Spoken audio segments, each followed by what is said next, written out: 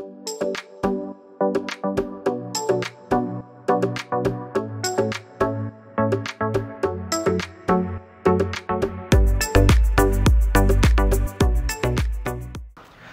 다시 인사드리겠습니다. 오늘 이야기를 이끌어갈 사람 고영입니다. 안녕하십니까?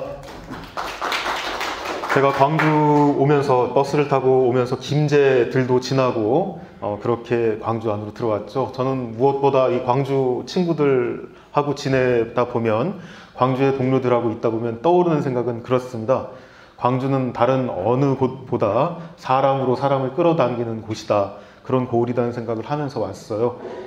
사람 덕분에 이렇게 만나게 됐고, 여기 사람의 인연으로 또 오늘 이런 자리에 서게 됐습니다. 기쁘게 생각하고 고맙게 생각합니다. 불러주신 광주 시민 여러분께 다시 한번 감사드립니다.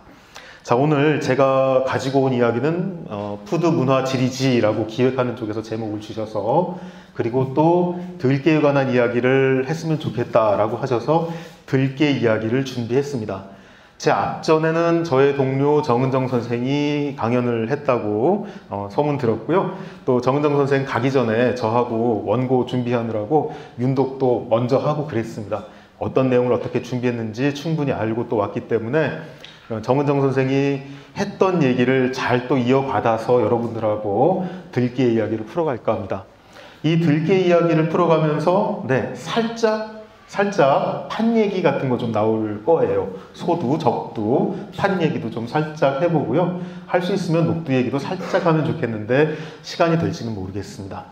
그런데 이제 오시는 분도 있고 새로 착석도 하셔야 되니까 제가 이렇게 바람잡이 겸해가지고 조금 쓸데없는 소리 조금 더 하다가 본격적으로 뛰어 들어가려고 해요.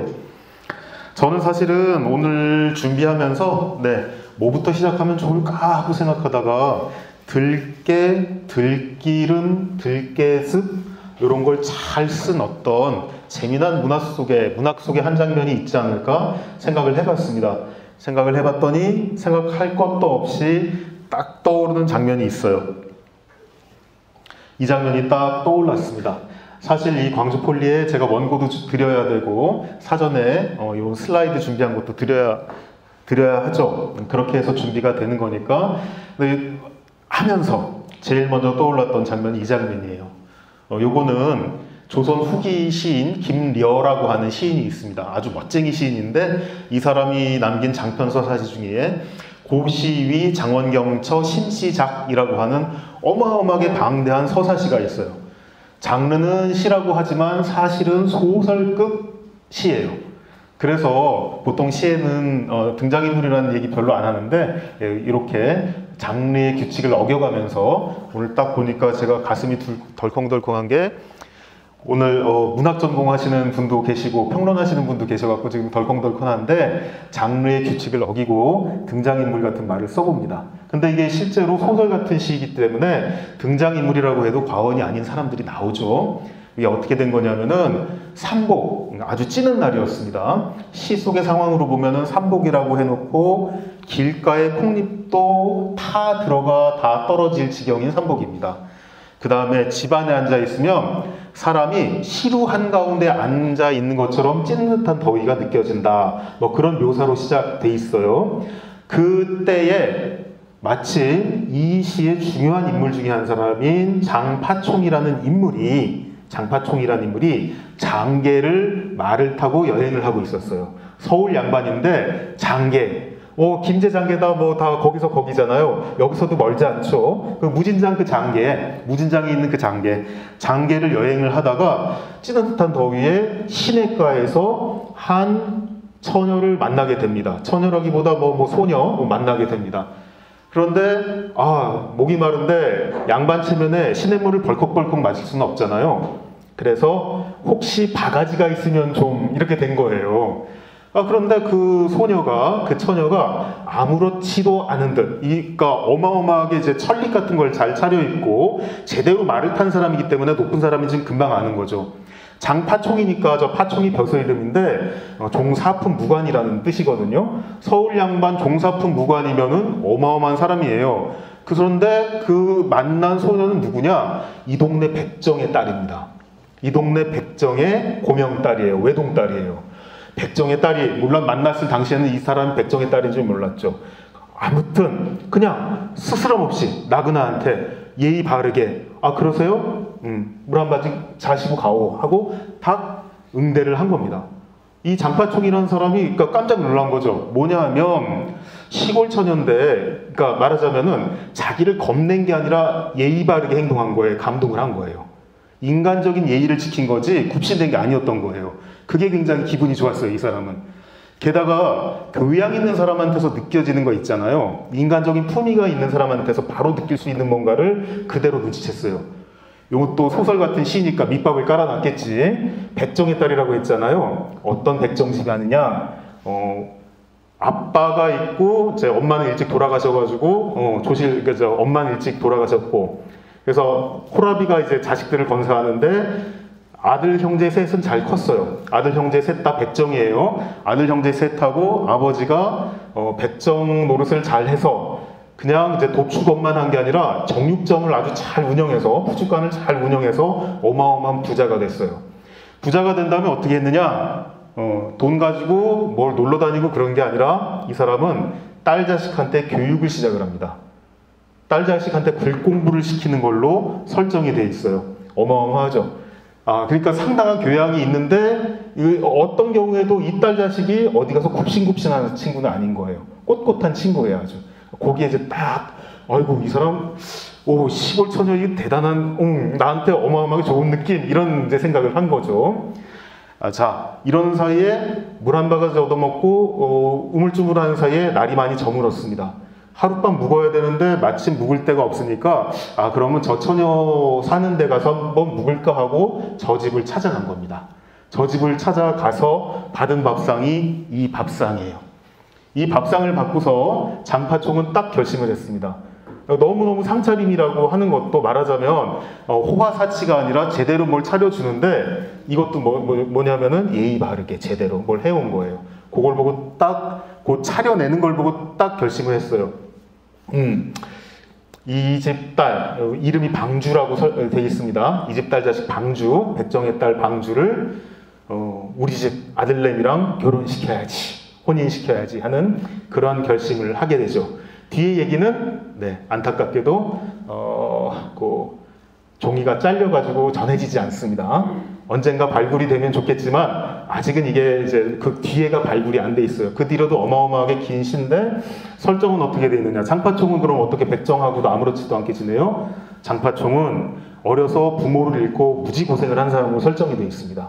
무지 고생을 했는데 그 자신 똑똑하고 그 자신 용기를 내서 상을 살아가다가 수산업에 눈을 뜨는 걸로 돼 있어요. 수산업에 눈을 떠서 말하자면은 백령도부터 시작해가지고 쭉 돌아서 동해안 끝까지 명태잡이하는 데까지 전국을 일주하면서 수산업에 손을 대서 큰 부자도 되고 나중에는 자기 교양을 바탕으로 파총벼슬까지 하게 되는 걸로 돼 있습니다. 이미 툭 터진 사람이죠. 툭 터진 사람이니까 어떻습니까? 요렇게 밥을 차려놓고서 백정은 장파총이 자기 집으로 들어왔을 때 어땠냐면요. 그 장면 묘사가 있는데 마당으로 말 타고 어마어마한 사람이 들어오니까 일단 겁을 먹었어요. 그런 사람이 백정네 집에 올 리가 없잖아요. 되게 고기 사러 오더라도 청지기 심부름 시키는 거지 직접 안 오거든요. 그런 사람이 들어온다는 건 뭐냐면은 재수 없으면 나 체포해 갈 사람밖에 없어요. 말 타고 왔잖아요. 일단 위압감이 느껴서 어떻게 되냐면은 아버지하고 아들 형제들이 다 집이 있으면은 주춧돌 밑으로 왜 이렇게 조금 움푹 팬 공간들이 있잖아요. 거기 들어가서 숨는 걸로 돼 있어요. 너무 놀라고 겁이 먹고 그걸 나 그런 사람 아니고 하룻밤만 이렇게 됐고 그럼 하룻밤 잔다니까 그러면 방 내주면서 안방 내주면서 밥 차려오라고 시킨 게 이렇게 된 거고요. 방주는 살짝 알았지. 아까 본 사람이네 하면서 그래 하룻밤 재워주고 밥 먹여서 보내야지 하고 그 다음에 방주도 마음속으로 그랬던 게 있었어요. 뭐겠어요? 저 사람이 예의 바르게 행동한 거예요. 시골 소녀 앞에서 굉장히 정중했고 굉장히 예의 바르게 행동했기 때문에 방주도 저 장파총이라는 사람이 신뢰가 갖고 마음에 들었던 거예요. 이렇게 진행이 된 얘기입니다. 그 신뢰의 밥상이에요. 방주의 입장에서도 차려줘야지 하고 차린 거고 장파총의 입장에서는 아니 내가 이렇게까지 대접을 받아도 되나 하면서 이 밥상을 받은 거예요. 저 밥상 한번 볼까요? 자, 이게 이 지금 몇 줄 안 되고 몇 글자 안 되는데 어마어마한 음식 문헌의 일대 장관을 품고 있습니다. 한번 봅시다.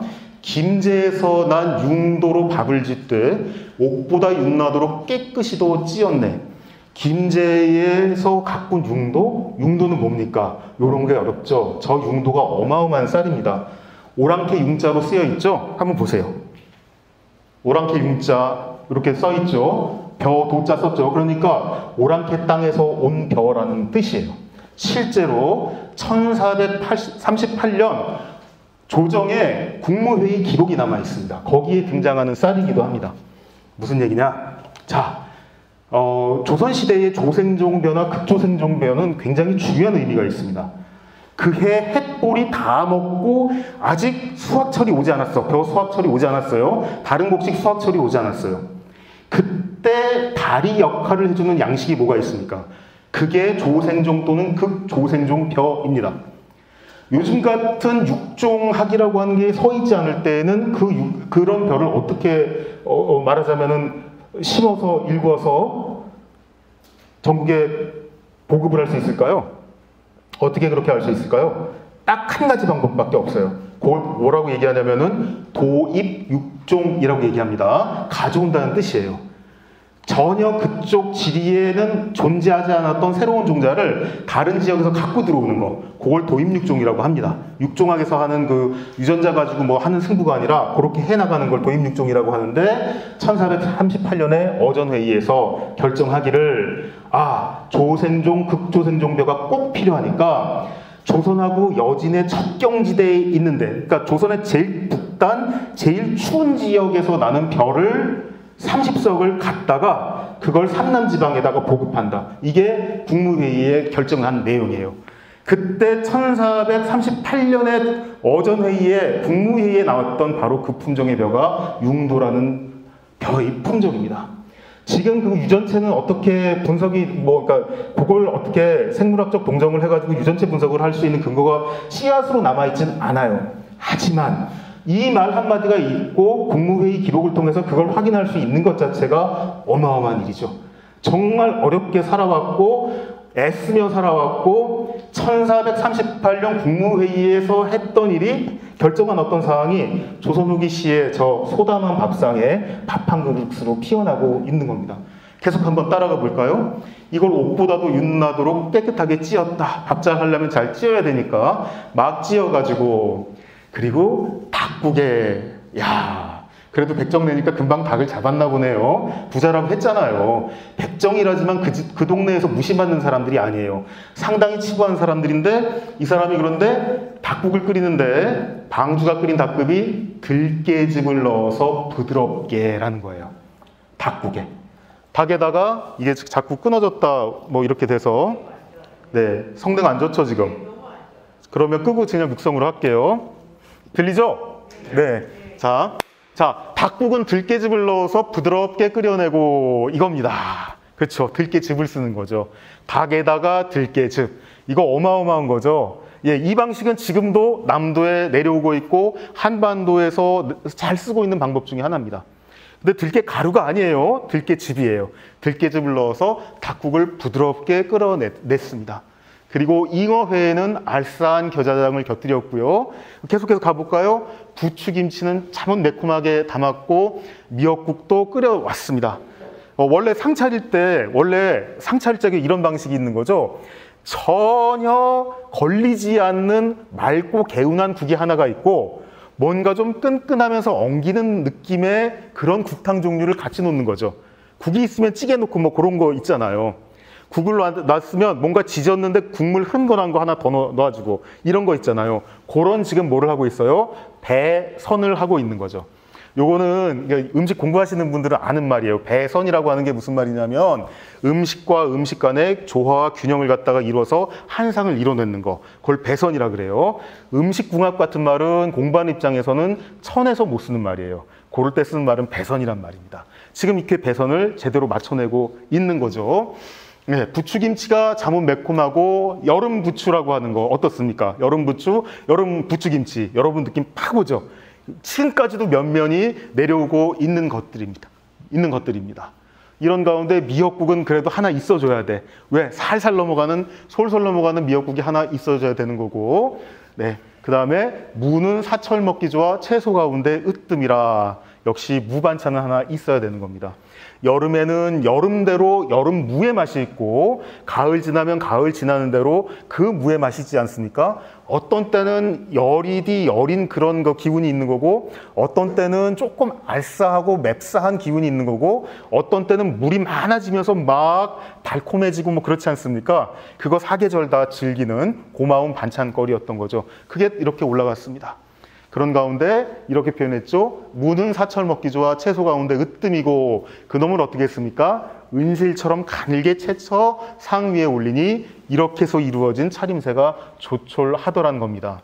여기서 보면 뭐 다 있어요. 일단 밥이 잘 됐죠. 그 밥이라고 하는 것도 1438년 국무회의에서 삼남에 보급하기로 했던 그 품종이 세상에 김제 뜰에서 자라서 무진장 어느 집에, 그것도 장계의 백정네 집에서 밥이 돼서 서울 손님하고 백정 집주인이 같이 밥을 먹게 된 거죠. 밥을 먹게 됐다고? 백정하고 정사품 무관이요? 정사품 무관이? 실제로 그렇게 돼 있어요. 이 소설 같은 시에 그렇게 돼 있어요. 어떻게 돼 있느냐? 장파총이 집주인한테 말합니다. 겸상하자 그럽니다. 겸상. 이거 그렇잖아요. 미래에 사돈 될 사람인데 잘해야 될 거 아닙니까? 겸상하자 그럽니다. 백정이 그냥 깜짝 놀랐죠. 살다 이런 얘기는 처음 들어봤으니까. 누가 봐도 어마어마한 벼슬아치의 양반인데 나한테 겸상을 하자 그러니까 깜짝 놀라가지고 뒤로 물러나요. 그랬더니 또 장파총이 한마디 하죠. 나는 하늘이 사람을 낼 때 귀천을 나눴다는 말을 들어본 적 없다. 와서 먹자. 그랬더니 또 한 번 물러납니다. 밥그릇도 엉망이고 뭐 다 엉망인데요. 그랬더니 되는 대로 먹자. 네가 차려준 밥상이다. 난 고맙게 먹을 테니까 우리 같이 되는 대로 먹자. 이러면서 점점 화기애애. 근데 안타깝게도 뒤에는 이제 잘려 있어요. 하여튼 그렇게 간 겁니다. 여기서 제가 여러분들하고 이걸 먼저 보고 싶었다는 건 다른 게 아닙니다. 여기에 사실은 들깨를 가지고 해온 들깨의 역할 같은 게 그대로 드러나는 거죠. 이 밥상에서 보면은 맵콤하고 맵싸하고, 그 다음에 이제 겨자장 같은 경우도 그렇지만 부추김치라는 김치에 또 그런 맛들이 있는 것이고요. 그 다음에 바로 목에 넘기기 좋은 미역국이 있는 거고 뭐, 그런데 그 안에서 뭔가 윤기, 밥상의 기름기, 윤기, 그런 것들, 향기, 이런 것을 돋구는 역할을 누가 하고 있습니까? 바로 들깨즙이 하고 있습니다. 거기서 들깨의 역할이라고 하는 것, 들깨의 어떤 매력에 한국인들이 꽂혀서 지금까지 들깨를 그렇게 잘 쓰고 있나, 이런 것들이 펼쳐지고 있다고 저는 생각을 합니다. 그래서 여러분들하고 먼저 이걸 좀 읽어보고자 했어요. 네, 이렇게 여러분들하고 이야기를 시작할게요. 자, 들깨라고 하는 거 어떻습니까? 앞에 보신 그대로예요. 사실 이 들깨라고 하는 것은 기본적으로 향을 돋우고 윤기를 돋우고 기름기를 줍니다. 사찰에서 보면 들깨 어마어마하게, 사찰 음식은 어마어마하게 들깨를 활용하게 되죠. 그 들깨의 기름기라고 하는 것이 사실은 자칫 부족할 수 있는 꼭 필요한 기름기라든가 기타의 여러 것들을, 여러 영양소들을 준다고 생각했으니까 경험적으로 알고 그렇게 활용을 해온 것이고요. 그 다음에 기타 밥상에 어떤 미각을 갖다가 돋는다면은 아까 보신 것처럼 요거 몇 줄이지만은 요거를 생각해 보시면, 들깨가 이렇게 소담하게 무언가를 이루어내는 힘이 있구나, 금방 느끼실 수가 있을 겁니다. 들깨라는 놈은 그래요. 기본적으로는 들깨라고 하는 거는 한반도에서 등유로 참 중요했습니다. 여러 가지 생각해 볼 필요가 있는데 등유의 재료로 중요했습니다. 쉽게 말해서 불키는 재료로 쓴 거예요. 등유의 재료로서 굉장히 중요했는데 왜 그랬습니까? 왜 그렇겠습니까? 깨끗하니까. 잘 짜내고 잘 걸러 잘 짜고 한 번 더 정제한 그 들기름이라고 하는 거, 참기름이라고 하는 거는 일렁임 없이 얼룩덜룩하지 않게 불빛을 밝혀주는 아주 깨끗한 등유였어요. 이 등유를 갖다가 절에다가 그 등불을 켜주는 공약만 하더라도 어마어마한 일이었습니다. 그거 역할을 인도 지역에서는 어떻게 했죠? 옛날 불경들 보면은 항상 나오는 거 수유가 그 역할을 하고 있죠. 수유, 쉽게 말해서 버터, 최고급 버터 같은 것도 등유로 쓸 수가 있습니다. 그거에 맞먹는 것이 인도 지역에서도 들기름 가지고 참기름 가지고 그렇게 불 켜는 게 그런 게 있었고, 그건 한반도에도 마찬가지인 거죠. 오늘 우리가 생각해 볼 거는 들깨 그랬을 적에 여러 가지 생각할 수 있는데, 기본적으로 들깨가 있어서 들기름이라고 하는 걸 생각해 볼 수가 있고요. 그 다음에 다른 무엇보다 우리한테 들깨즙으로 어마어마한 게 있고, 최근에는 들깨 가루를 가지고 무언가 활용하는 것도 어마어마합니다. 그런 것들을 여러분들이랑 같이 좀 생각해 봤으면 좋겠고요. 그게 하루아침의 것이 아니다. 면면이 이어져 왔고 앞으로 어떻게 하면 그것도 이어갈 수 있을까, 그런 공부를 같이 한번 해보고 싶은 거예요. 자, 그래서 먼저 이제 등유 말씀을 드렸습니다만은, 기본적으로 이 참기름, 들기름, 요계통이라고 하는 것은 깨끗함의 상징 같은 거죠. 우리 한번 생각해 보세요, 여러분. 그 기름으로 세수하거나 기름으로 몸 닦는 거 경험들 있으시죠? 내가 뭐 좀 이렇게 피부가 좀 안 좋고 그럴 적에 왜 기름 세수 같은 거, 두피 같은 거 기름 써서 마사지하고 이런 거 경험 있으시죠? 향유라고 보통 이제 예전에 뭐 몸에 쓰는 거 보면 향유라고 번역되는 그 수많은 것들, 그런 역할들을 하는 게 또 들기름이었다. 그만큼 뭐다? 깨끗한 것의 대명사처럼 이렇게 다가온 것이 있어요. 그걸 또 어떻게 했습니까? 그 깨끗한 걸 입속에도 넣는 거죠. 목구멍으로 넘기는 거죠. 그걸 가지고 미각을 갖다가 확 증폭시키기도 했던 거죠. 등유 얘기는 이거 굉장히 복잡해요. 이 등유의 인류학이나 등유의 민속학이나 등유의 역사라고 하는 것도 어마어마하게 복잡한데, 그거에 관한 얘기는 탁 줄이고 오늘은 먹을거리로만 좀 가보도록 하겠습니다. 무엇보다 먹을거리 순서에 들깨를 생각해 봤을 적에 먼저 들기름부터 한번 생각을 해볼 필요가 있죠. 요 들기름은 이제 참기름하고 이렇게 뭐 항상 같이 생각해 볼 필요가 있겠습니다만은, 들기름은 기본적으로 뭡니까? 들깨로 짠 기름이다. 너무 뻔한 얘기죠. 그런데 이 뻔한 얘기도 생각을 해볼 필요가 있습니다. 정의부터 시작하는 게 항상 모든 공부의 기본이에요. 뭐냐? 그게 뭐요? 했을 적에 그게 뭐예요? 라고 물었을 적에 웅얼웅얼 하게 되는 순간에는 이해도 설명도 딱 막히게 되는 거예요. 일단 요거부터 우리 한번 생각해 봐야 되는 거죠. 짜야죠. 기본적으로 짜야 된단 말입니다. 이거 들기름하고 참기름은 큰 공장에서 물론 추출이라고 하는 방식이 있긴 합니다만, 여전히 짜는 게 중요한, 여전히 짜야 되는 기름 중에 하나입니다. 짜는 기름이기도 하죠. 그리고 이 들기름은 다른 용도도 많았어요. 기본적으로 먹는 용도도 있지만 아까 등유도 있었고, 또 하나 뭐냐면은 각종 공예품, 건축, 소목, 대목, 가구, 그 다음에 잉크 용도, 페인트 용도의 밑재료로서 굉장히 중요한 기름이었습니다. 근데 지금은 많이들 생각에 그런 역할들은 다른 데 많이 넘겨주고 지금은 먹는 역할로 많이 생각을 하고 있지요. 그런 가운데 법유라든가 소유 같은 말들은 기억을 해두시면 좋아요. 이렇게 옛날 그 음식들 공부할 때 보면은 열쇠말을 잘 잡아야 되잖아요. 열쇠말이 들기름뿐이면은 들기름 공부를 하기가 어려워요. 그 들기름이라고 하는 말은 법유나 소유라는 말과 그 낱말하고 나란히 열쇠말을 구성하고 하게 됩니다. 그래서 이걸 잘 알아두시면 여러분들 나중에 들기름 공부할 때 도움이 될 겁니다. 이렇게 알아두시면 될 것 같고요. 그 다음에 요거 의의를 한번 생각해 봐야 되겠습니다. 자, 빼놓을 수 없다. 이렇게 한번 요약을 해봤습니다. 빼놓을 수 없는 기름이다. 자, 1960년대가 지나서야 뭐가 되는 겁니까?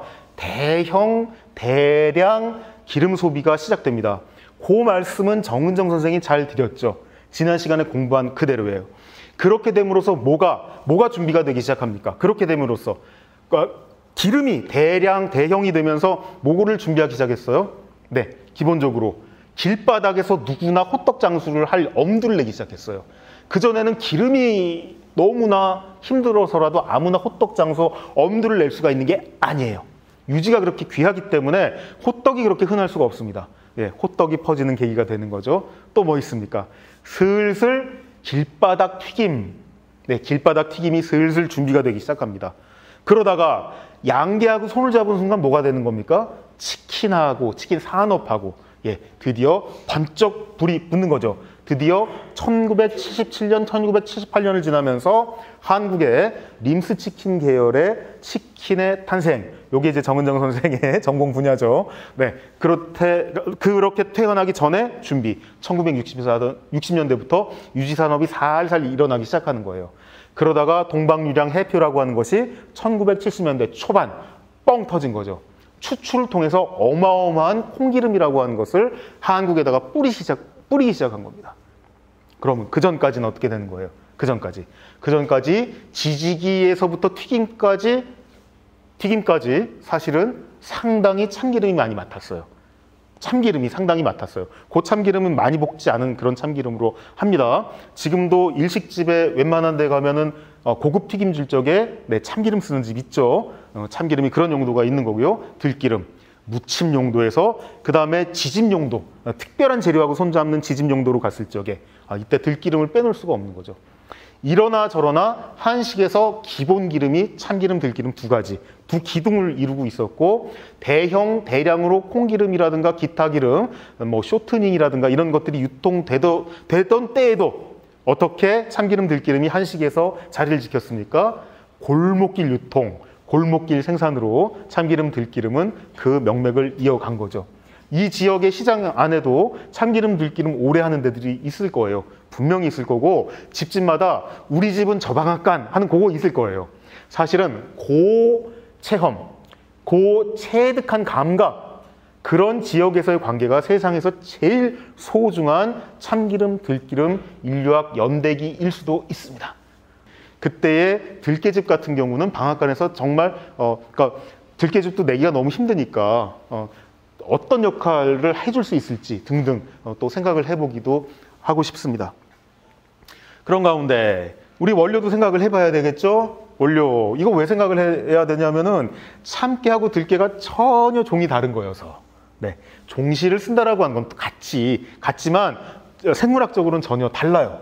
요걸 한번 잘 생각해 보셔야 되고, 우리가 먹는 그래서 깻잎도 어떻습니까? 들깻잎 먹는 거죠. 들깻잎 먹는 겁니다. 그 생각을 해 보셔야 돼요. 원료가 이렇고요. 유지작물에 여러 가지 매력이 있습니다만은 어쨌든 들깨든지 참깨든지 그 특유의 향이 있는 기름을 낸다라고 하는 것에서 사람들한테 이제 매력을 뽐내는 그런 작물들인 거죠. 이렇게 달라요. 다른 거 한번 보시라고 이렇게 말씀을 드리는데 이것도 참 재밌는 거예요. 여기서도 볼 게 있어요. 요거는 구글 코리아에서 딱 찍으면 이렇게 나와요. 첫 장면은 이렇게 참깨 들깨 찍으면 이렇게 나오지만 전 지구 어디도 그렇게 찍어봐야, 영어권에서 이렇게 찍어봐야, 프랑스어권에서 이렇게 찍어봐야 저렇게 안 나와요. 뭐냐면 참깨, 들깨가 어깨를 나란히 하는 지역이 한반도가 유난히 그런 겁니다. 참기름, 들기름 각기 쓰임이 있어가지고 어깨를 나란히 해서 서민대 중에 골목길에서 유지산업이 어떻게 성장했든지 간에 그걸 지키고 이제까지 온 것. 그게 바로 한반도에서의 참깨와 들깨고 참기름과 들기름이죠. 게다가 깻잎 같은 거는 그 깻잎이라고 하는 게 뭔지 몰라서 그런 13마리 존재하지 않아서 저런 얘기들은 보고 싶으면 구글 코리아에서나 저렇게 나오지, 검색창에서 저렇게 나오지, 영어권에는 저런 거 찍어도 그러니까 찍을 말도 없고 찍어도 저렇게 나오지도 않죠. 이런 게 그냥 생활인 거예요. 이런 게 뭐예요? 어떤 음식에서의 에스닉이라고 할 만한 것들이, 종족성, 민족성이라고 할 만한 것들을 보여주는 거죠. 이게 그냥 한민족의 어떤 음식, 어떤 취향, 기호 같은 게 그대로 드러나는 장면인 거죠. 이렇게 먹고 살아왔습니다. 이들의 연대기도 굉장히 깊죠. 뭐냐면은 야생으로 있던 놈을 언제부터 재배를 해가지고 여기까지 왔느냐 생각해보면 이들의 연대기도 있기 때문에 연대기로 한번 찾아가 봅시다. 참깨도 이렇게 어마어마한 연대기가 있습니다. 열려라 참깨인 거죠. 진짜예요. 열려라 참깨예요. 열려라 참깨고, 이 열려라 참깨라고 하는 거는 어마어마한 주문이 되는 게 뭐냐면은 따기도 힘들고 그만큼 귀하기도 한 작물인데 이게 동서무역 역사가 굉장히 긴 거예요. 인도에서 이집트의 고도로 발달한 문명권 찍고 서남아시아 지구로 건너갔다가 실크로드 타고 중국 대륙으로 들어가서 거기서도 금방 인기를 얻더니만 바로 한반도로 들어왔어요. 그런 연대기가 있는 작물이 바로 참깨입니다.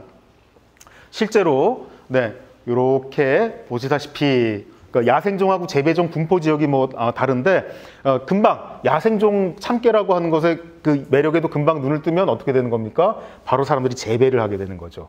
내 밭에다가 이렇게 정착을 시키게 되는 거예요. 금세 이렇게 퍼지게 됐어요. 자, 그다음에 들깨를 보면요, 들깨도 어마어마해요. 구석기, 신석기 신석기 유물 유적의 들깨 농사의 흔적들이 남아 있습니다. 한반도가 그렇습니다. 그러니까 문헌상 기록이라고 하는 것은 항상 나중에 정리된 거니까 저 정도로 남아있다 그러면은 이미 저때 저만큼 고도화돼 있었다는 얘기죠. 너무너무 귀중한 작물이기 때문에 이미 저 시대에 저만큼 고도화가 돼 있고 실제 흔적들은 한반도의 신석기 유물유적에서 청동시대 유물유적에서 등장을 하고 있는 겁니다. 구체적으로 더 살펴보도록 하죠. 요거는 이제 참깨 가지고 얘기를 하다 보니까 나온 얘기인데 요게 작년의 고고학 성과 중에 하나예요.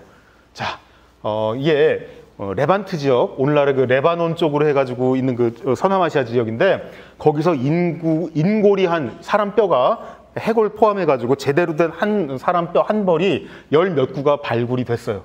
열 몇 구리 발굴이 됐는데 이때 고고학자 중에 저 발굴 보고서를 쓴 사람 중에 한 사람이 음식에 굉장히 관심이 있는 사람이었어요. 그래서 뭘 했느냐? 두 가지 방식이 있습니다. 여기 치석을 갖다가 긁어낸 거예요.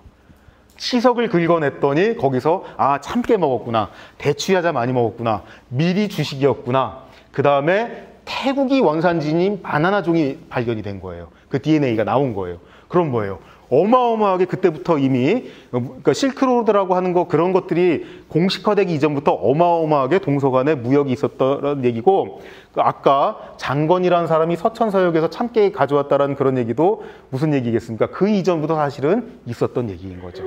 예, 그만큼 이런 작물들은 매력적인 작물인 거죠.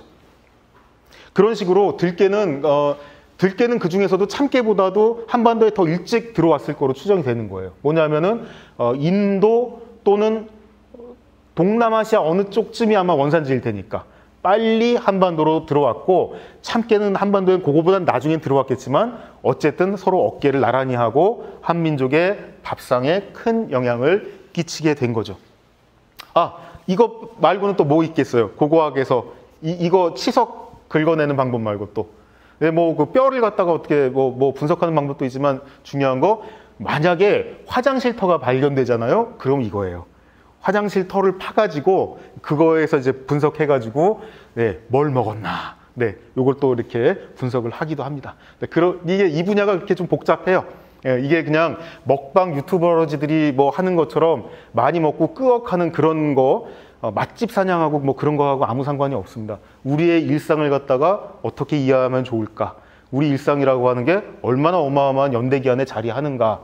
뭐 그런 것들을 확인하는 공부예요. 그러느라고 저런 방식들도 쓰게 되는 거죠. 이걸 한민족의 역사 속에서 한번 볼까요? 요거를 그림을 보면서 한번 생각을 해봅시다. 자, 그러면은 농사를 지어서 깨는 어떻다 치고 기름은 어떻게 짜요? 짜야 되는데 차규라는 말 쓰잖아요. 그 말밖에 없어서 그 말을 쓰는 거예요. 추출 말고는, 화학적 추출 말고는 짜는 방식밖에 없는데 어떻게 짜요? 예전에는 이렇게 짜왔어요. 마침 이렇게 지렛대형 기름틀에 불린 깨를 넣고 이걸 갖다가 힘들게 사람이 일일이 눌러서 짜내는 겁니다. 한 3번 정도, 4번 정도까지 짤 수가 있는가 봐요. 한 서너 번 짤 수 있는데 첫 번째 짜낸 게 제일 고소하다고 생각을 하고 끝으로 갈수록 뭔가 성분이 빠지는 게 많다고 투덜투덜 되는 거죠. 보통 공동체에서 같이 하지 않으면 안 돼요. 예전에 그렇게 해왔죠. 이것도 아마 정은정 선생이 설명을 했을 것 같은데, 그러다 보니까 어떻게 됩니까? 첫 번째 짜서 먼저 가져가고 공동체에서는 안 그랬어요. 어떻게 하냐면은 첫물, 두물, 세물, 끝물 다 섞어요.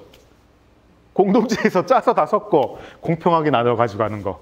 요거 첫물이라든가 두물째에서 최고급 비싸게 팔고 이런 아이디어는 최근에 나오는 거고, 예전엔 그렇게 어렵게 해서 나눠 가졌다고 해요. 요 정도 가장 기본적인 도구를 썼으면 얼마나 힘이 들었겠습니까? 기름 짜는 거는요, 오로지 농한기에만 했다. 그리고 귀하게 받아서 귀하게 썼다. 콸콸 부어서 지지는 건지 튀기는 건지 모르도록, 오늘날 이 호떡집 보면 불판, 시골에 시장에 전집 가서 보면은 이게 지지는 건지 튀기는 건지 알 수 없이 그렇게 기름을 못 써요. 굉장히 귀하게 조금 쓰는 겁니다. 번철에 살짝 코팅한 상태에서 쓰고 또 쓰는 형식으로 그렇게 쓰게 되는 거죠. 또는 이렇게 맷돌형으로 기름을 짜기도 합니다. 이건 한국에서 국립민속박물관 다 소장품들이에요. 그 사진을 가져온 건데 중국 같은 경우는 어떻게 하냐 하면요. 중국에서는 뭡니까? 톱니바퀴. 나무로 톱니바퀴를 짭니다. 나무로 톱니바퀴를 짜가지고 그 톱니바퀴를 맷돌식으로 구성을 해가지고 종일 사람이 뱅뱅 도는 거예요.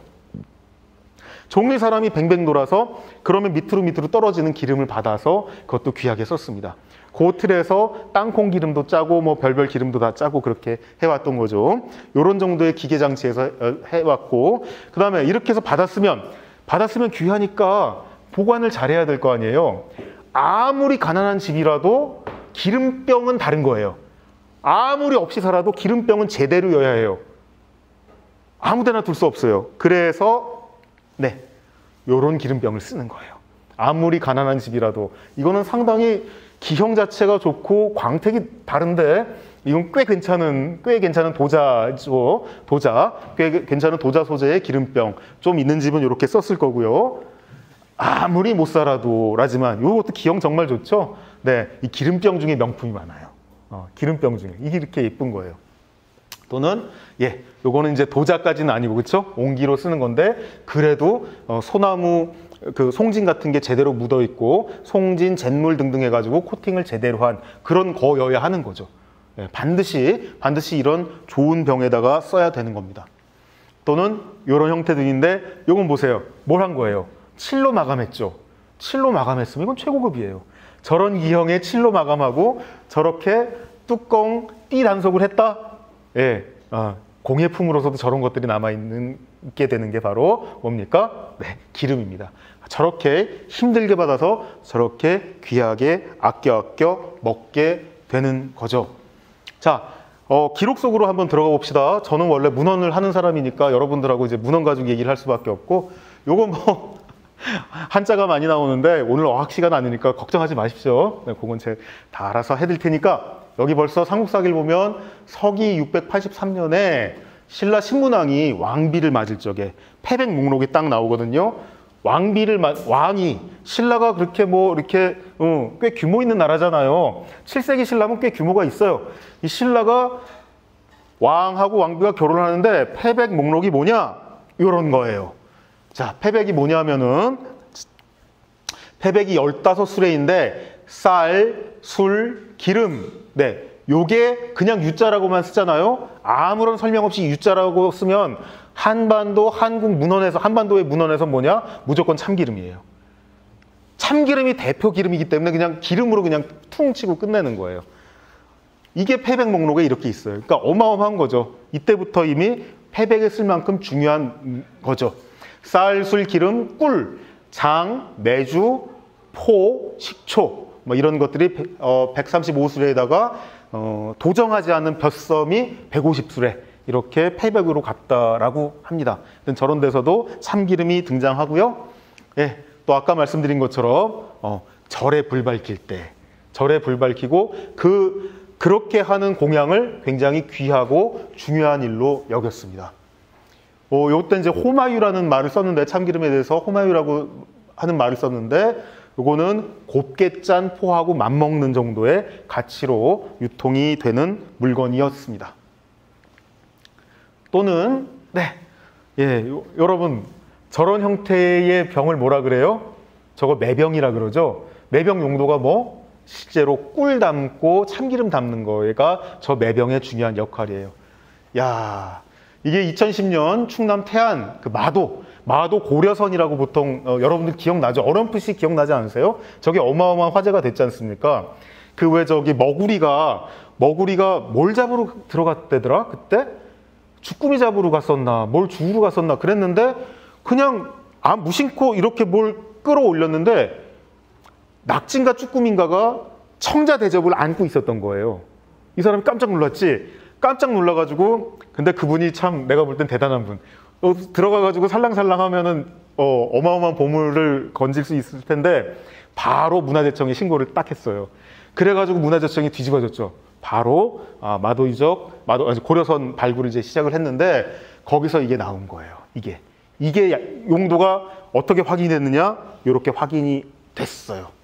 자, 저 병에다가 저렇게 물품표가 같이 나온 거예요. 주간에다가 목간에다가 지금 이게 보이시죠? 이렇게 보이시죠? 요 내용이 뭐냐면은 중방 여기 보시면은 네 이렇게 앞면이 이렇게 돼 있고 뒷면이 이렇게 돼 있는데 해독을 해보니까 중방 도장교 오문부 사람 이름이 딱 나온 거죠. 개경에 중방이라고 했으니까 그 무신정권 때 최고 기구잖아요. 무신정권 최고 의결 기구의 도장교 벼슬을 사는 오문부의 물건인데 어떻게 돼 있느냐면은 이게 택배 물품표예요. 그 집으로 보내는 꿀이나 기름을 완전히 채운 채 봉해 놓은 물건이란 뜻입니다. 태그가 딱 있잖아. 이 태그 이거는 이제 사기를 못 치는 거지. 그 병에 딱 붙어 있으니까. 그렇게 나온 거예요. 보시면 요렇죠. 네. 요렇게 해서 끈으로 묶었을 거로 추정이 되고 저게 저 용도예요. 저 매병이라고 하는 것은 귀한 꿀이나 기름을 담는 용도고 예전에는 그렇게 기름이 귀한 취급을 받았고 네, 그 중에 으뜸 참기름 서민대중한테 보통 더 가까운 거로서 들기름 그런 채로 한식 문화와 함께 오늘날까지 내려오고 있는 것입니다. 이거 국보급이라고 보통 평가하는데 저기다가 뭐 담았다? 꿀 담고 참기름 담고 그렇게 해서 말하자면은 뭡니까? 택배 포장 같은 거잖아. 택배 포장에 저런 청자를 썼네요. 참 잘 살긴 잘 살았네요. 어떤 사람들은. 예. 자, 계속해서 이제 문헌으로 한번 들어가 볼까요? 이 월인석보 같은 데도 이 참기름 얘기가 나옵니다. 여기도 이제 참기름이 나오고, 예, 보시다시피 이렇게 보면은, 네, 쫙 보면은 뭐 이게 병이 나가지고 피부병이 났대. 그러면 피부병이 났는데 어떻게 하면 좋겠느냐 했더니 참기름을 발라라. 뭐 그런 내용입니다. 참기름 발라라 하는 그런 내용으로 나오고요. 또는 들기름, 예, 들기름 여기서는 어떻게 됩니까? 소유라고 돼 있죠. 소유 등을 켠다. 이렇게 돼 있고요. 그때 이 월인석보에서는 들기름을 두릿개 기름이라고 표현을 하고 있습니다. 아무튼 문헌 곳곳에 중요한 문헌 곳곳에 귀중한 사물로 참기름과 들기름이 이렇게 등장을 하고 있죠. 또는 훈몽자회 같은 네, 요거는 16세기의 어학학습서 겸 어휘집이에요. 이건 상당한 교양이 있는 사람 용이에요. 훈몽 그러니까 뭐 어린이 이렇게 생각하면은 그렇게 생각할 수 없는 건데 어마어마한 학습서인데 이렇게 보시면 기름 유자 보시면 어떻게 되어 있습니까? 요거는 한자로는 이렇게 쓰고 뜻은 기름이고 음은 유고 이렇게 되어 있고요. 보통 어떻게 얘기해요? 참기름은 이 당시 민간에서는 참기름, 향유 한자로는 향유라고 하고 참기름이란 말이 딱 확립이 되어 있어요. 그렇죠? 17세기가 되니까 참기름이란 말이 딱 확립이 되어 있고 소유는 들기름 이것도 역시 한자 말하고 훈민정음으로 표기하는 말 조선어가 완전히 이렇게 확립이 되어 있습니다. 이때 완전히 문헌에 이렇게 드러나는 정도의 말이 되는 거죠. 그만큼 일상생활에서 중요한 사물이었던 것입니다. 훈몽자회 그러니까 여러분들한테 알기 쉽게 기역, 니은, 디귿, 리을, 미음, 시옷 그 말도 붙여준 게 이 훈몽자회라는 책이에요. 최세진이라는 사람이 그렇게 만들었어요. 그걸 아직까지 여러분들이나 그걸 배우고 있는 거예요. 그렇게 어마어마한 책인데 거기에 이렇게 들기름, 참기름이 자리를 잡고 있었죠.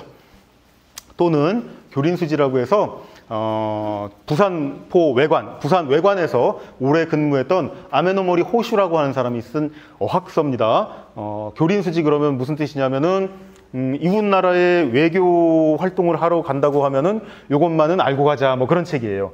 어학학습서이기도 하면서 조선에 관한 정보를 일본인의 입장에서 정리한 책이에요.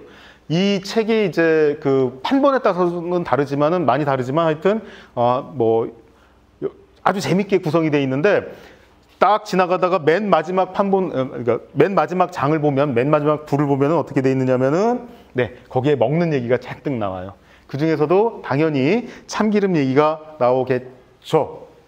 예, 여기 이제 아주 이거는 조선의 변박이라는 화가가 그린 어마어마하게 크게 그린 이 외관의 모습입니다. 이런 외관의 모습인데 이 외관이라고 하는 게 말하자면 조선하고 일본이 무역 활동도 하고 그래서 어마어마한 물자가 왔다 갔다 하는 거죠. 외관의 모습은 이렇게 그림이 그려져 있는데 부분 확대를 해보면 보시다시피 이렇죠. 예, 이렇게 일본인들이 근무하는 지역이 있고, 요 창고가 다 뭐냐면 보세 창고예요. 다 보세 창고. 여기서 허가 없이 뭐가 들고 나간다 그러면 어떻게 되느냐? 기본적으로 목을 베는 게 조일 양쪽에 말하자면 일종의 양해 상황입니다. 보세 창고 관리 잘못한다? 보세 구역에서 벗어난다? 함부로 벗어난다? 일단 죽이고 본다. 이게 이제 조일 간의 말하자면 기본적인 행동이었어요. 잘 보이시죠? 창고도 보이시고, 일본 특유의 그런 배들이 이렇게 접안해 있고 호 안에 들어와서 정박해 있는 모습이 보입니다. 요런 시대의 기름 얘기 한번 봅시다. 나오죠? 지금 먹는 얘기가 참 나오는데, 들깨로 기름 짜서 대유 만들어 유삼을 겨룹소. 요런 거예요. 요런 회화 상황과 어휘가 있다. 그렇게 해서 조선어, 일본어 요렇게 대역 어휘집 겸 대화 사례를 갖다가 만들어 놓는 거예요. 그게 이제 교린수지란 책이에요. 실제로 일본 외무성, 일본 외교 아카데미 1800년대 말까지 저거 교재로 썼던 거예요. 실제로. 일본 낭인들 저 조선 넘어오기 전에 저거 갖고 공부하고 오는 거고, 뭐 흑룡의 흑풍의 사람들 이걸 가지고 조선어 공부하는 거고, 뭐 그런 거예요. 이렇게 나와 있죠. 들깨로 기름을 짜서 대유를 만든다. 대유라고 하는 거는 페인트나 잉크의 그 원료 유지 성분을 말하는 겁니다. 이것도 이제 뭐 제조업의 눈으로 보면 굉장히 복잡한 얘기인데, 그렇게만 알아두시면, 그러니까 들깨에서 기름 짜서 뭐지? 기본적으로 잉크 용도, 페인트 용도, 도료 용도의 무언가 기본 재료를 갖다가 만들어내고 있는 모습을 일본 사람은 이렇게 포착을 하고 있습니다. 참깨에 대해서는 이렇게 얘기했죠. 참깨 기름이 고소하고 맛나니 약과를 지지옵소. 과자 만들 때 들은 기름. 지금 여러 가지 기름을 쓰지만, 그리고 버터나 유지방이 우세한 데서는 버터나 유지방을 중심으로 해가지고 과자를 하지만, 역시 조선에서는 과자 하면 참깨 쓰고 하는 모습. 약과 지지고 할 적에 이런 참깨 쓰고 참기름 쓰는 모습들이 드러나죠. 또는 이런 식인 거죠. 기름을 쳐 말국을 맛나게 하여라. 말국이라고 하는 것은 건지 없는 상태의 그런 국을 말하는 거죠. 거기에 뭔가 맛을 덧입힐 적에 뭘 쓴다? 기름을 쳐가지고 향을 갖다가 확 끌어올리는 그런 역할. 들깨 지배 역할 같은 거, 그런 것들을 지금 말하고 있는 거죠. 그 당시에 18세기에 조선 외관에서 근무했던 일본인의 눈에도 참기름하고 들기름은 반드시 기록해야 되는 한식에서 아주 중요한, 조선 사람들의 밥상에서 아주 중요한 것들이었죠. 그러면 이거 이제 일본 사람들하고의 관계에서 뭐 그렇게 드러나고 있으니까 또 재밌는 문헌을 한번 봅시다. 요 증정교린지라고 하는 재밌는 책이 있는데요. 요거는 여기 참기름, 들기름, 기름을 한번 보시면 이렇게 재미있습니다. 여기 잔물 절미식이라고 하는 규정이에요. 규정을 보면은 쌀하고 관련해가지고, 쌀하고 항상 기준이 쌀이니까 일본 사람하고 일본 조선 간에 쌀 기준으로 해가지고 말하자면은 교환비가 어떻게 되냐 보니까 찹쌀 한 마리, 쌀 한 말 닷대. 이렇게 거래가 되는 거고요. 교환하는 거고요. 꿀 한 마리면 쌀 20말. 그렇게 교환하는 거고요. 가치를 그냥 보시라고, 그때 생각하던 가치를 보시라고 보여드리는 거예요. 참기름 한 마리, 쌀 20말하고 맞먹어요. 참기름 한 마리, 쌀 20마리라니까 어마어마한 거죠. 들기름 한 마리, 쌀 17말. 역시 어마어마한 가치로 다가오는 거죠. 저걸 다 어떻게 했다? 귀하게 짜서 귀하게 먹었다. 이렇게 이 말씀 드리느라고 이런 책들을 보여드리는 겁니다. 이걸 기술의 문제로 또 산업의 문제로 한번 생각해 볼 필요가 있겠어요. 자, 요거는 이제 소문사설이라고 해서 18세기의 일종의 이제 기술서입니다. 기술서에는 또 어마어마한 조선의 생활 문화 지식들이 이제 집대성되어 있는데요. 여기 보면은 대착유기, 소착유기 이렇게 나와 있죠. 대착유기. 오로지 짜는 방식밖에 없기 때문에 착유란 말밖에 없어요. 기름을 뽑을 적에. 추출은 아주 나중 얘기. 그거는 화학이 고도로 발달하고 장치라는 게 폭발하고 난 다음에 얘기고, 전근대 사회 지구 어디 어떤 민족이나 다 착유밖에 없는 거예요. 자, 그때 보면은 이런 내용들이 기록되어 있는데 그림이랑 같이 남아 있어요. 요게 요렇게 하는 방식이 있어요. 이게 대착유 방식이에요. 이렇게 하는 방식이 있습니다. 네, 요거는 이렇게 번역을 할 수가 있습니다. 아이고, 이거 번역하다가 밤샜어요, 진짜. 김만석 선생님 아시죠? 미안합니다. 네, 제가 그래서 원고가 늦었는데 이렇게 되는 겁니다.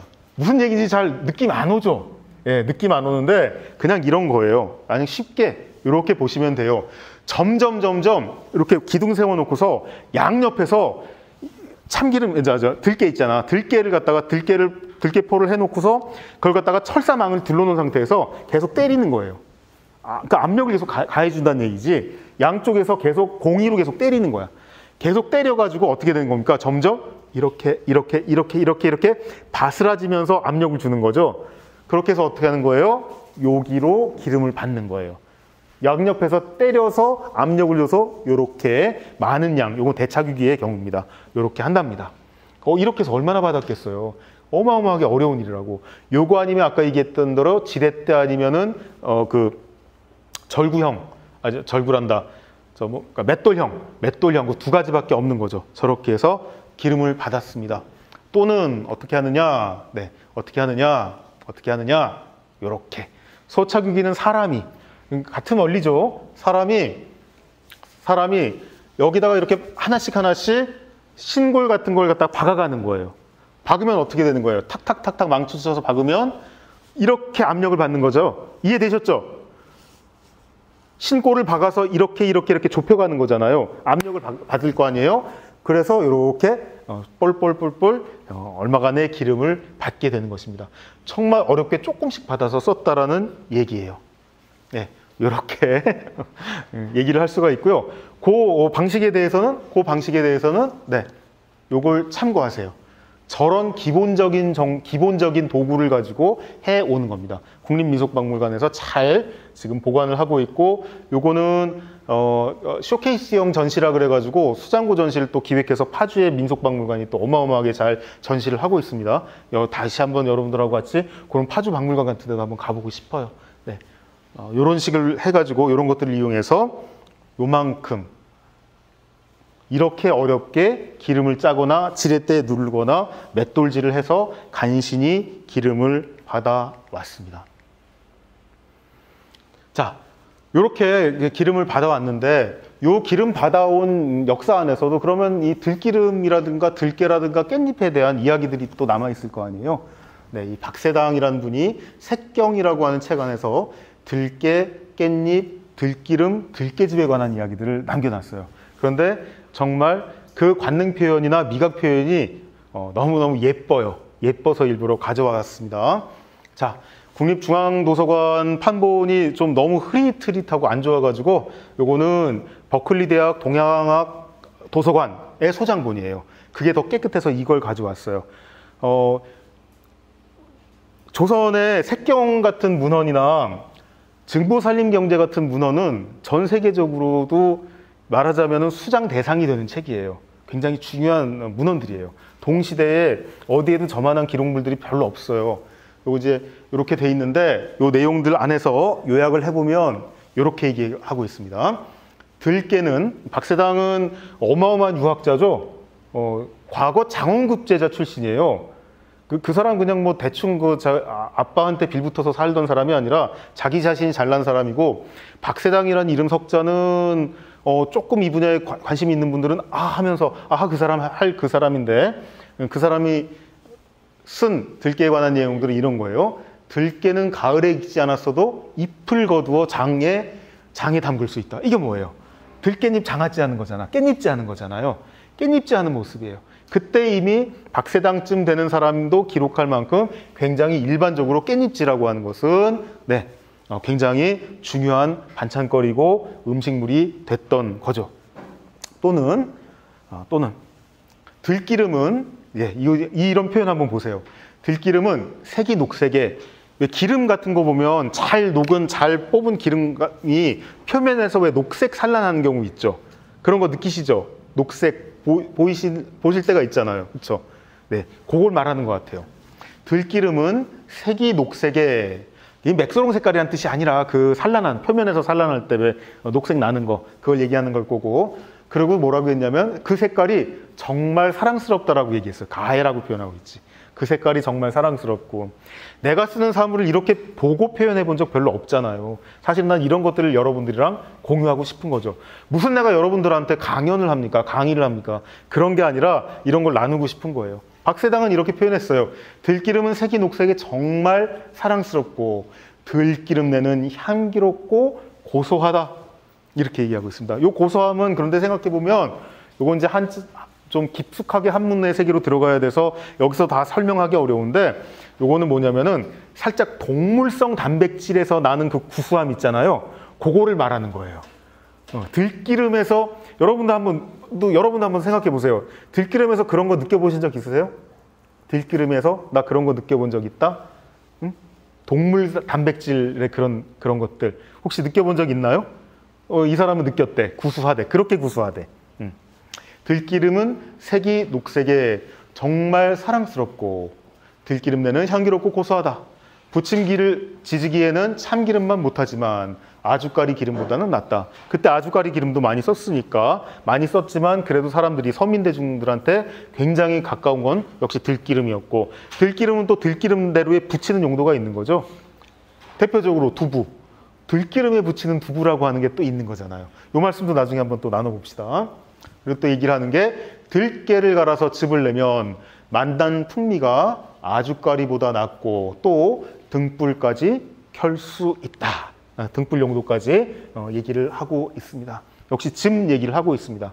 들깻잎, 들기름, 들깨즙. 네, 박세당 때에도 이미 완전히 확립되어 있었던 어떤 것들이고, 그게 한국인의 밥상 위에 몇 년이 이어지고 있는 거죠. 그다음에 또 이제 증부 살림 경제로 한번 넘어가 봅시다. 요것도 그렇죠. 요것도 전 세계적으로 막 모으고 싶어하는 책 중에 하나죠. 증부 살림 경제는 이제 유중임이라는 사람이 편찬했고요. 18세기에 이렇게 잘 서술이 되어 있습니다. 요거는 이제 참기름, 들기름 관련한 기록이 아주 재밌는데, 보면 네. 요 중요한 문단만 요약할게요. 네, 저건 일부러 제가 그 원문들을 왜 보여드리냐면은 저런 세계들이라는 거예요. 저런 문헌의 세계에서 악전고투해가지고 무언가 담론을 생산하는 거고, 정은정 선생 같으면은 현장에서 통계를 가지고 아주 밀접 접촉을 해가지고 아주 심도 있는 인터뷰를 해가지고 뭔가를 해나가는 거거든요. 그 다음에 연대기를 구성할 적에는 저 같은 사람은 이런 작업을 통해서 뭘 해나가는 거죠. 자, 이렇게 얘기를 해요. 요거는 제가 왜 보여드리는 걸까요? 잣다란 지식 자랑을 하려고 보여드리는 게 아니라 어려웠다라고 하는 걸 실감하시라고. 이렇게 어렵게 했다고요. 이렇게 어렵게 농한기에 온 공동체가 모여서 기름을 조금 받습니다. 천물을 제일 비싸게 팔고 두물 그다음 뭐 팔고 이런 아이디어도 없어요. 물론 장사하는 사람, 그 다음에 대도시 주변에서는 그런 사람들이 안 나타났다는 건 아니지만 대체로 농촌 공동체 안에서는 천물, 두물, 세물, 끝물까지 다 같이 붓고 또 부어서 평균한 다음에 같이 고생한 사람 다 나눠 갖는 거예요. 저렇게 어렵게 해서 하는 겁니다. 그럼 들기름은 이렇게 하는 거예요. 들기름은 이렇게 했습니다. 네, 이렇게 돼 있고요. 오늘날의 눈으로 보면 어떻습니까? 저렇게 했다가는 들깨가 뜨거나 싹이 나버리면 어떻게? 요즘엔 못 쓸 방법이에요. 그럼 예전에는 어떻게 저게 왜 저렇게 했을까요? 생각해보면 품종 차이 우리 생각해봐야 돼요. 지금은 정은정 선생이 잘 설명을 했겠지만 깻잎 전용 깨도 있고 오로지 많은 기름을 받자고 거기에만 몰빵한 그런 깨 품종도 계속해서 나오고 있어요. 예전에는 그런 깨가 아니었던 거죠. 뭐냐면 잘 금이 안 가는 거야. 종실에 실금이 잘 안 가는 거야. 실금이 안 가니까 저렇게까지 불려가면서 뭘 준비해서 아까 보신 최소한의 도구를 가지고, 기본 기술 도구를 가지고 최소한의 기름을 수율이 형편없는 거지, 그걸 받아서 공동체 안에서 귀하게 나눠 먹었던 겁니다. 그걸 실감하시라고 요거를 보여드리는 거예요. 이렇게 이어온 기름의 역사고 깨의 역사입니다. 그런가 하면 정치적으로 농업 경제적인 입장에서는 어땠습니까? 요 깨라고 하는 게 정약용이 이 관해 가지고 이제 단일 논문을 쓰는 거예요. 경세유편에 단일 논문이 들어가 있는데 보다시피 어마어마하게 많은 경제작물 중에서도 반드시 거론해야 되는 게 저 파란 글씨로 쓴 호마, 그러니까 참깨죠. 그 다음에 수임 또는 청소, 그래가지고 들기름, 참깨, 들깨, 이것이 정약용 눈에 손꼽은 그 당시에 정약용 시대에 조선의 15대 경제작물 안에 들어가는 거죠. 경제작물로서도 그렇고 국가가 그렇게 생각을 한 것도 그렇고 앞서 보신 것처럼 깻잎 활용, 들깨 활용, 들깨즙 활용이라고 하는 것이 일찌감치 저렇게 거론될 정도로 우리한테는 중요한 것이었습니다. 그걸 어렵게 농사지어서 어렵게 먹어왔던 거죠. 이게 또 현대로 이어지는 거죠. 현대로 이렇게 이어지는 겁니다. 이때쯤 되면 1930년대쯤 되면은 이제 어마어마하게 다른 계통의 기름들이 우리한테 이제 들어오게 되는 거죠. 예를 들면 샐러드유 같은 것도 들어오는 거죠. 버터나 마가린도 알아야 되는 거죠. 요런 것들을 조선 사람이 조선 어문으로 이렇게 서술을 하고 가르쳐야 되겠다고 생각을 하는 거죠. 그런 가운데서도 절대 안 빠지는 한식의 기름이라고 하는 것은 1번 참기름, 2번 들기름. 이게 아주 분명하게 확립이 되어 있는 겁니다. 이렇게 면면이 내려오는 것이죠. 그냥 슬슬 여러분들이 보시면 돼요. 자, 기본적으로 참기름 딱 서술이 되는 거예요. 참기름, 콩기름, 들기름, 낙화생기름, 이거 땅콩기름이죠. 그 다음에 라드가 굉장히 중요했고, 그 당시에 라드가 중요해진 건 뭐예요? 그거는 그 당시에 라드가 중요해진 거는 중국 음식하고 서양 음식 때문에. 그 당시에 중국 음식, 서양 음식이 버쩍 크니까 라드도 굉장히 중요해지게 됐고, 그 다음에 소기름도 중요하죠. 소기름도 중요하고, 그리고 보시다시피 버터가 굉장히 중요하게 오고, 그리고 면화기름, 면실류가 중요하게 드러나고, 그리고 샐러드 오일, 샐러드유라고 하는 게 들어오는 거죠. 그러면서 올리브유가 중요하게 들어오는데 이때는 감람기름이라고 했습니다. 감람기름 또는 감람유라고 했어요. 올리브라고 하는 말하고 한자어 감람이 생물학적으로 동정해봐서 꼭 같은 거냐 했을 때는 아니라고 얘기를 하죠. 생물학자들이 이렇게 얘기하는데 그냥 말이 그렇게 됐어요. 당겨서 썼어요. 그냥 감람이라고 했어요. 이렇게 올리브유까지 있고 그 다음에 마가린까지 서술을 하고 설명을 하는데, 그러나 정말 중요한 건 역시 참기름, 들기름의 세 개인 것입니다. 1930년대에 이런 요리서를 통해서도 우리가 드러나는 거고요. 또는 아까 보신 방신영 선생의 조선 요리제법이라고 하는 책은요, 조선 사람의 요리학의 입장에서 조선 음식을 기록하겠다는 굉장히 적극적인 의도하에 초고가 1917년에 탈구가 됐어요. 1919 전에 이미 그런 작업을 하셨고, 해마다 10년 주기로 해마다 이런 작업을 방신영 선생이 하셨어요. 방신영 선생은 잠깐 소개하면은 아흔에 돌아가셨는데 하와이에서 돌아가셨습니다. 일평생 가정학의 입장에서 교편을 쥐었던 분이세요. 맨 땅에다가 조선 요리학이라고 하는 걸 세우려고 어마어마하게 고생을 하신 분이고, 저도 정말 이분 젖을 보고 있으면 여기서 뜨거운 게 막 올라올 때가 있어요. 호흡벌판에서 혼자 해내는 사람이에요. 그리고 이분이 길을 내서 그 다음 길이 왔어요. 요 책도 그 다음 길에 해당되는 건데, 그 당시에 이미 표절 논란에 휩싸였죠. 방신영 걸 표절했다 하는 논란이 있었고, 실제로 민사소송이 있었던 책인데 어마어마하게 인기 있었던 요리책입니다. 이용기라는 사람이 쓴 이 조선무쌍 신식요리제법이라는 책에도 보면 참기름, 들기름, 콩기름, 삼시기름, 동백기름, 피마자기름 이런 것들이 이제 등장하게 됩니다. 그런 것들이 등장하는 가운데 이렇습니다. 이렇게 등장을 해요. 이렇게 등장하는 가운데 이것도 읽기가 힘드실 테니까 이렇게 요약을 해 드릴게요. 이렇게 해서 내서 쓸 수가 있다 하는데, 사서 쓰는 게 아니라 집에서 만들어서 하는 걸로 돼 있잖아요. 그때까지도 큰 규모의 기름 유통 같은 게 없는 거예요. 해방 이전에도 대단하게 기름 유통 큰 게 없었고, 식용유 유통이라는 게 대단한 게 없었고, 1960년대까지도 상황 비슷했다. 그걸 갖다가 비싸게 돈 주고 사 먹고 고급 식용유라고 하는 걸 얼마든지 사 쓰는 사람들은 극히 일부에 지나지 않았고, 골목길에서 어떻게 조금씩 유통되었다라고 하는 것을 보시면서 이렇게 이용기가 얘기했던 참기름 얘기를 들으면 이렇게 되는 거죠. 우리나라에서는 본래 뭐 말하자면 유제품, 유지방 같은 게 굉장히 드물고 다른 무엇보다도 참기름이 제일 중요하고 버금가는 걸로 이제 들기름이 있고 이런 서술을 하고 있는 겁니다. 해방전까지 내내 그래 왔던 거죠. 요컨대 누가 뭐래도 한식에서 기본은 참기름이고 들기름이었고요. 이런저런 식용유가 많아졌지만 1960년대 이후 1971년, 72년을 지나면서 해표 동방유량이라고 하는 게 어마어마한 산업을 키웠지만 그런 가운데서도 골목길 유통, 방앗간 유통, 시장통 유통, 생산 제조 유통을 통해 가지고 참기름과 들기름이 연면하게 이어지고 한국인의 밥상에 그 향기, 기름기, 윤활 이런 것들을 책임지게 됐던 거죠. 요거를 구체적인 쓰임이라는 점에서 다시 한번 생각해 볼까요? 돌아볼 만한 지점들이 있는 거예요. 우리 상상력의 연쇄로 한번 가봅시다. 들깨가 있다 그러면 들깨에서 끝나나요?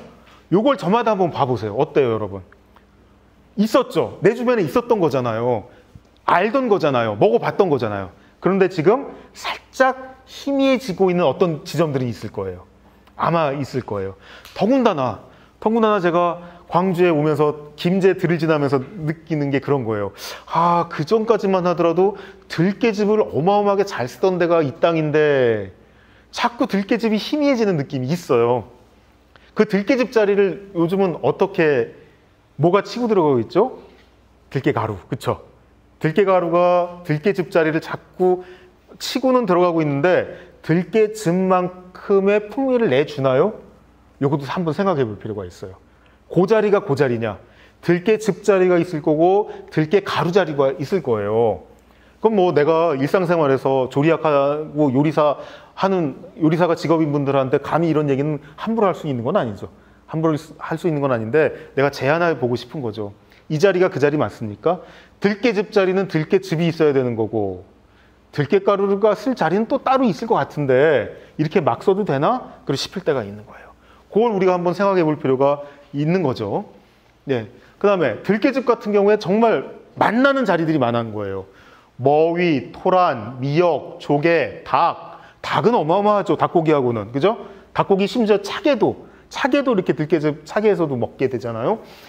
두부, 달걀, 호박, 수제비, 칼국수 어마어마한 그런 만남들이 있는데 살짝 지금 희미해지지 않나 하는 생각도 나고요. 바지락 어마어마하게 우사한 지역에서 어떻습니까? 바지락 들깨탕 같은 거 있잖아요. 어마어마하게 있잖아요. 근데 요즘 바지락하고 들깨즙 붙이는 것도 조금 이렇게 희미해지는 그런 느낌도 있어요. 내가 여러분들하고 나누고 싶은 얘기는 이건데 기본적으로 섬세하게 지금 쓰고 있나요? 감각하고 있나요? 들깨즙만 해도 그래요. 순 들깨즙이 있고 쌀가루하고 함께하는 들깨즙이 있고 거피 들깨즙이 있잖아요. 이것도 섬세하게 다시 한번 볼 필요가 있어요. 누가 제대로 뭔가를 공부하고 제대로 남들한테 뽐낼 수 있는 요리사가 있어서 이런 것들 섬세하게 구분하면서 이렇게 내줄 수 있는 그런 공부 자리가 한 번 더 있었으면 참 좋겠는데 그런 생각도 나고요. 들깨가루 아까 말씀드린 그런 좀 생각도 나고 그 다음에 이 들깨가루 낼 때도 그렇잖아요. 돌확에서 부숴서 거르는 거하고 칼날 확 돌린 다음에 풍미 차이가 분명히 있어요. 그쵸? 날 대는 거하고 깨는 거하고 다른 거잖아요. 깼을 적이 어떻습니까? 난 뭐든 돌학에다가 했을 적에 좋더만. 이게 날 돌아가 버리면 열 나면서 벌써 산화 그러니까 날 자리가 있고 돌학 자리가 난 있을 것 같아요. 여긴 뭐 그 다음은 내가 함부로 조리학이나 현업이 요리사인 분들 앞에서 내가 떠들 수 있는 말은 아닌데 이건 생각해 볼 수는 있겠다라고 여러분들하고 의논해 보고 싶은 거예요. 감히 내가 강연을 합니까? 강의를 합니까? 아닙니다. 여기서 대를 이어서 면면이 들깨 문화, 들깨즙 문화, 들깨가루라고 하는 것을 감각하고 살고 있는 여러분들하고 요거 좀 섬세하게 접근해 보면 어떨까요? 라는 얘기를 나누고 싶은 거예요. 감히 제가 무슨 강연을 그런 거 아닙니다. 깻잎지만 하더라도 그렇죠. 깻잎지. 간장에 박는 방식이 있고 된장에 박는 방식이 있고 멸치 젓국 같은데 그냥 담가버리는 방식이 있잖아요. 잡젓에다가 그냥 박아버리는 그런 방식도 있지 않습니까? 요것도 섬세한 구분 지금 남아있나요? 깻잎지의 세계에서도 어떻습니까, 여러분? 네, 이런 걸 내가 물어보고 싶은 거예요. 이런 걸. 그다음에 깻잎김치도 그렇죠. 아주 여름에 생생한 거, 초가을 전 생생한 걸 가지고 깻잎김치를 하는 경우도 있지만 단풍 깻잎이란 말 혹시 기억하시는 분? 단풍 깻잎. 가을 지나가지고 누래진 거, 억세진 거 있잖아요. 그 깻잎. 그 깻잎도 김치 담갔잖아요.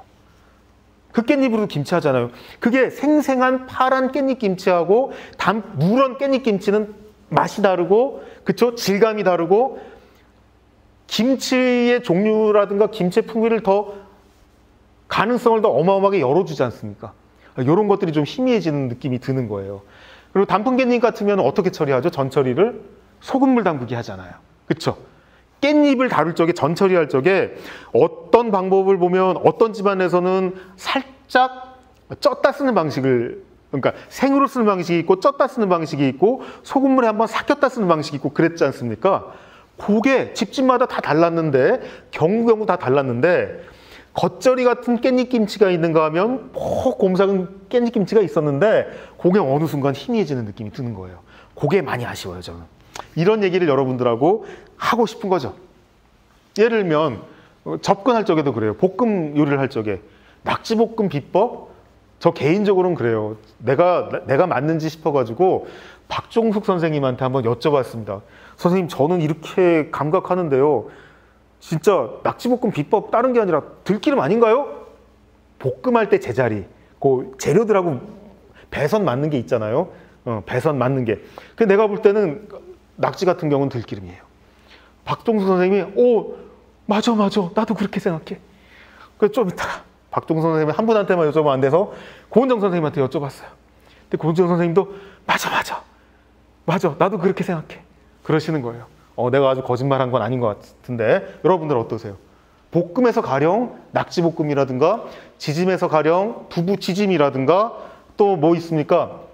뭐 해나간다고 할 적에 감자 같은 거 막, 하지감자 막 나왔어요. 하지감자 분 막 내잖아요. 막 수확한 하지감자. 그거 맛있게 먹는 방식 뭐가 있죠? 감자곰을 내잖아요. 감자곰. 어떻게 내요? 그것도 그 들기름 쓰잖아.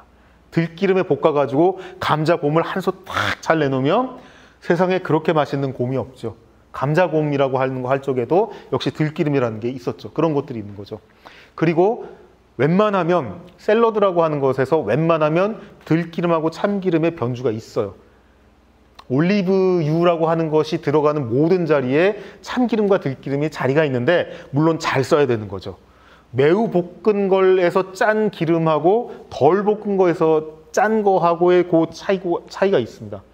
그리고 지금 현재 전국적으로 많은 인기를 얻고 있는 것 중에 하나, 메밀면에다가 들기름을 붙이는 방식. 메밀면에다가 들기름을 붙이는 방식도 지금 새롭게 떠오르고 있고, 예. 그 다음에 해산물 생각해보면 아까 바지락 아깝다고 했지만 들깨즙하고 바지락, 들깨즙하고 새우, 들깨즙하고 멸치의 풍미도 사실 어마어마하게 잘 맞는 거죠.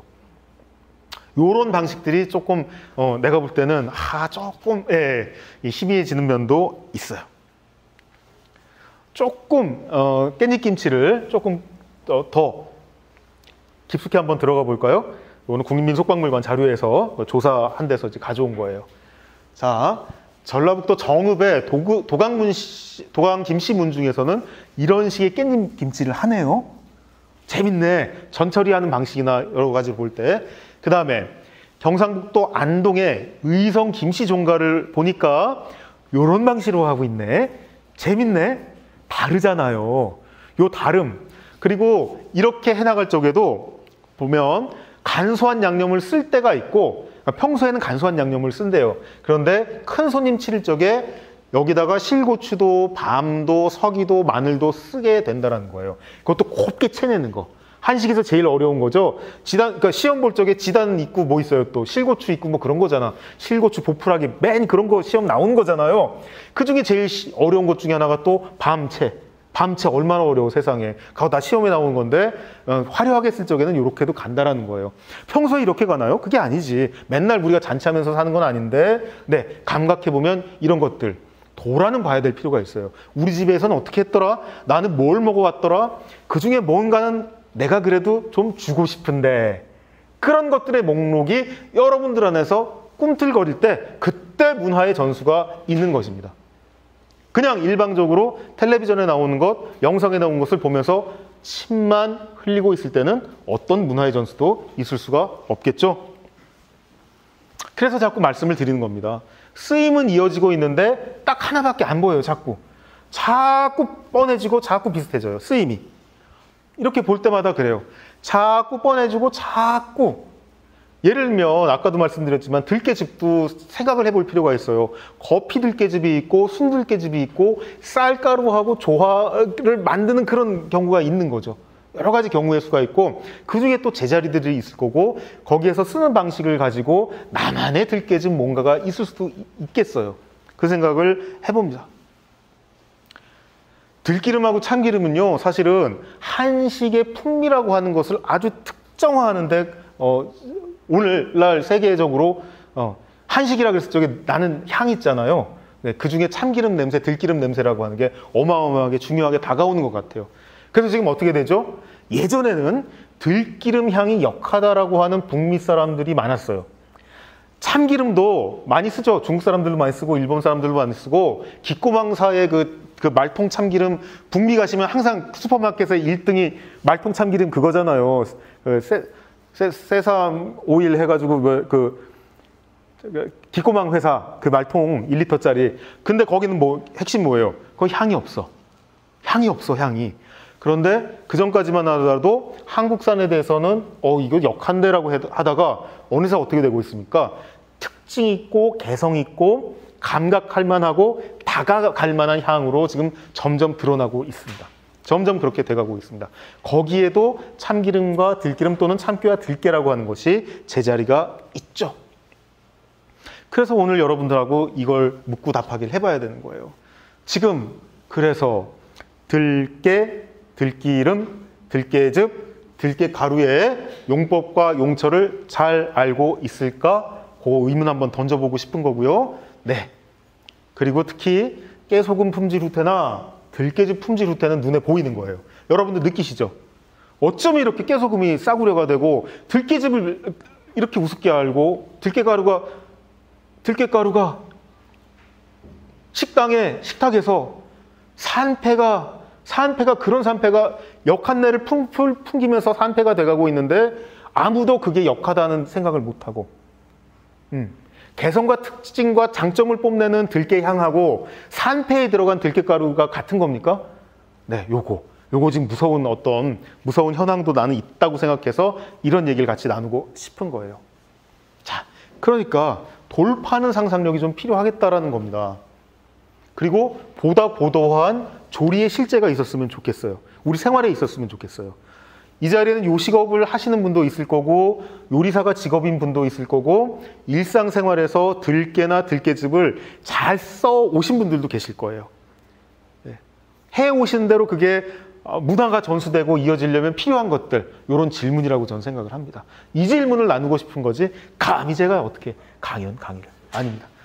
내 관능이 참깨, 들깨, 참기름, 들기름을 어떻게 받아들이는지 냉정하게 따져봐야 될 때가 오늘이라고 저는 생각을 합니다. 그래서 사실 오늘 여러분들하고 나누고 싶은 말은 이거예요. 자, 우리가 아까도 봤잖아요. 박세당이 뭐라 그랬어요? 세상에 사랑스럽다 그랬어요. 들기름에다가 붙인 말. 그 박세당의 그 관능 표현이라고 하는 거는 저는 자꾸 써먹고 싶은 거예요. 사랑스러운 기름, 들기름, 뭐 이런 광고도 어디 가서 이렇게 훔쳐다가 해도 되잖아요. 사실 문어는 그런 거예요. 훔쳐갈 거 많이 만드는, 훔칠 게 많아. 문어는 이렇게 뒤지다 보면은. 사랑스러워 같은 거 훔치고 싶은 건데, 참, 이렇게 면면이 잊어왔는데, 아까 보신 것처럼 골박다 정도에서 받아왔고, 대착육이라고 하는 게 얼마나 보잘것없이 원시적인 그런 데서 조금씩 받아 썼습니까?